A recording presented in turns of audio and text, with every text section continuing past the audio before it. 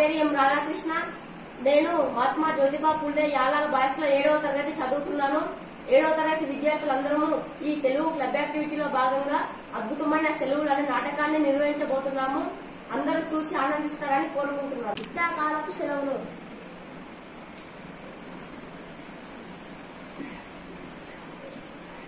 దండిరా, మనకి శీతాకాలపు సెలవులు వచ్చాయి.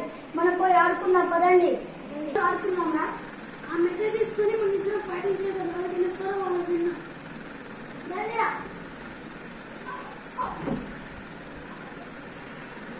ఏమిటిది పని కట్టురాకండి. అబ్బా, మరి నేనేం చేయాలి? ఈ మెత్త పూసలు గొడుగులు పాడు చేయకండి. మీలాంటి పిల్లలు ఆడుకోవాల్సిన ఆట కాదు ఇది. మరి మేమేం ఆడాలి? బయటకు వెళ్ళి ఆడుకోకూడదు. 3 రోజుల నుంచి అదే పాటిస్తున్నాం. మాకు చాలా విసుగ్గా ఉన్నది. మీకేం తోచకపోతే నాకు వంటింట్లో ఉండి కొత్త వంటకాలు తయారు చేద్దాం. ఈ సహాయం చేయండి. ఈ ఆలోచన నాకేం నాకు నచ్చలేదు. పదండి బయటికి వెళ్ళి ఆడుకుందాం. అమ్మ సునీత, నువ్వన్నా ఇక్కడ ఉండి నాకు సహాయం చేయి.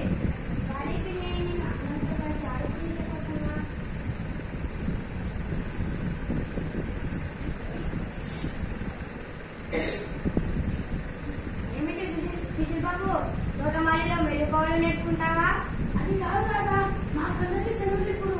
ఏం చేయాలో ఎవరికి తోస్తలేదు. నాకైతే చక్కటి పూలను తెంపండి. మీ అమ్మకు మంచి పూల గుత్తిని తయారు చేసి ఇవ్వండి. మీ అమ్మే సంతోషిస్తుంది. ఇంకేం చేద్దాం పదండి. ఈ గులాబీలు చాలా బాగున్నాయి.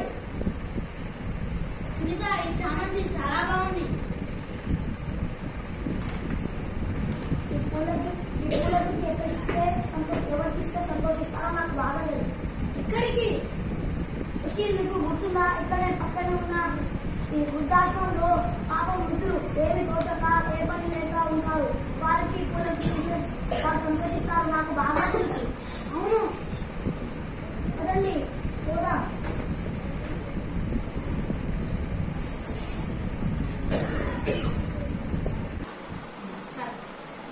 బాగున్నావు కదా?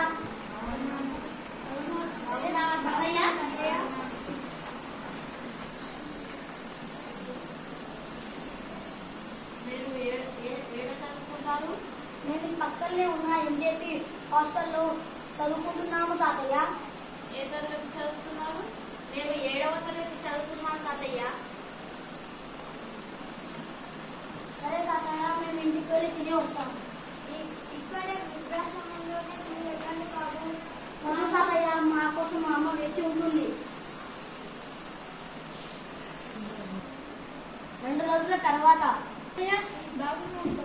బాగున్నావా తాతయ్య?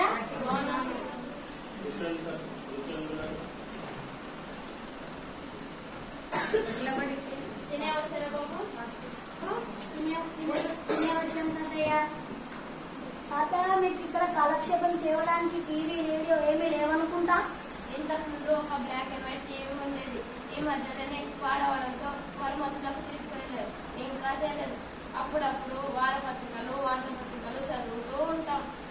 అయితే మీరు ఇక్కడ కాలక్షేపం చేయడానికి ఏం చేస్తారు? మాటల మధ్య ఏముంది? కొద్దిసేపు దైవ ప్రార్థన చేసుకుంటాం, కొద్దిసేపు తింటాం, కొద్దిసేపు పడుకుంటాం. ఈ వయసులో ఇంతకాలం ఇంకేం చేయగలం? అయ్యో అవ్వ, ఎందుకు తెలుస్తున్నావు? చెప్పు అవ్వ. మా మనవరాళ్ళు మనవరు మీ వయసులోనే ఉంటారు. వాళ్ళు నన్ను ఇక్కడ వదిలేసి విదేశాలకు వెళ్ళిపోయారు. అయ్యో, మీరు బాధపడకండి. నేను మీ మనమని అనుకోండి. పాపం వాళ్ళకి కాలక్షేపం చేయడానికి టీవీ రేడియో ఏమీ లేవురా. మన దగ్గర దాచుకున్న డబ్బులతో మనం వాళ్ళకి టీవీ లేకపోతే రేడియో కొనిద్దామా? మనం దాచుకున్న పైసలన్నీ కూడా పెట్టినా అట్లాంటిది ఏది రాదు. సినిమా టికెట్ అయినా కొనియచ్చు. సినిమా టికెట్స్ అంతే. నాకు ఒక ఆలోచన వచ్చింది. ఏమైంది సుశీల్? నీకు గుర్తున్నది కదా, మనం మహాత్మా జ్యోతిబా ఫులే స్కూల్లో తెలుగు పద్ధతిలో మనకు నాటకంలో అనుభవం ఉంది కదా. మనం ఒక కొత్త నాటకాన్ని వాళ్ళ ముందు ప్రదర్శిస్తే ఎలా ఉంటుంది? ఈ ఆలోచన బాగానే ఉన్నది.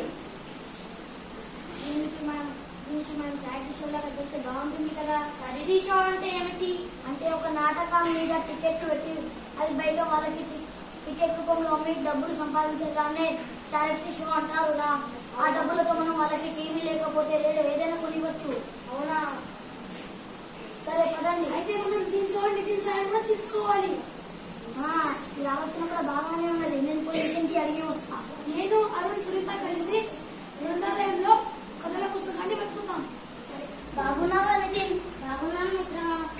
నితిన్, నేను మా సుశీలు, సునీత, సాగర్, అరుణ్ అందరం కలిసి ఒక నాటకాన్ని వృద్ధాశ్రమంలో ప్రదర్శించాలని అనుకుంటున్నాం. దానికోసం మీ సహాయం కావాలి నితిన్. తప్పకుండా చేస్తాను మిత్రమా. నాతో పాటు మా చెల్లెలు కూడా పార్టిసిపేట్ చేస్తారు. సాగర్, మాకు ఒక కథల పుస్తకం దొరికింది. ఆ కథల పుస్తకం పేరు పుష్పం. మనకు సాయం చేయడానికి నితిన్ కూడా ఒప్పుకున్నాడు. అన్ని సరిపోయాయి కానీ మనము ప్రదర్శన ఎక్కడ చేద్దాము? వృద్ధాశ్రమం వెనకాల ఒక ఆట స్థలం ఉన్నది కదా, దానిలో ప్రదర్శన చేయవచ్చు మనము. అవును, నేను వెళ్ళి సంభాషణ రాసుకున్నాను. మేము పోయి వేదిక అలంకరిస్తాం. సరే.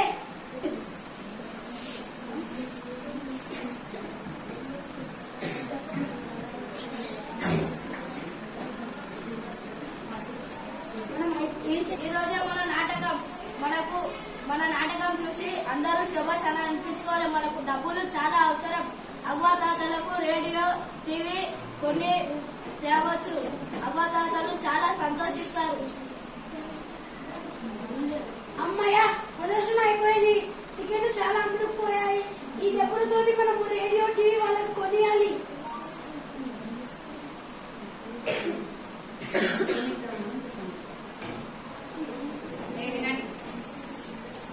తాతయ్య, ఇదిగో మీకోసం టీవీ, రేడియో కొనిపించాము.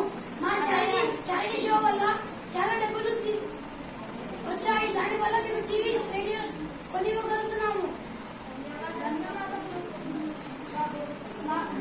చల్లగా ఉండండి. మా గురించి మా మనమరాలు వాళ్ళు కూడా పట్టించుకోలేరు. మీరు చదువుకునే వయసులోనే ఇంత మంచిగా పట్టించుకుంటుంటే అంత ఆనందంగా ఉందో.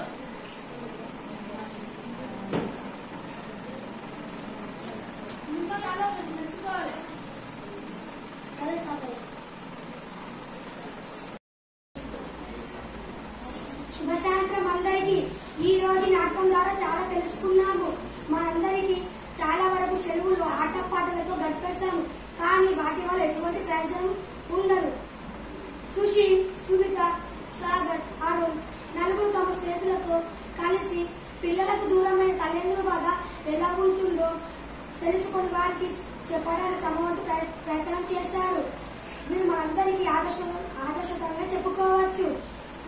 ఈ నాటకం ద్వారా మనం కూడా దగ్గరలో ఉన్న వృద్ధాశ్రమాలకు వెళ్ళి వారి బాగోగులు తెలుసుకుందాం. మన ఇంట్లో ఉన్న అవ్వాతాతలను చక్కగా చూసుకుందాం. ధన్యవాదాలు.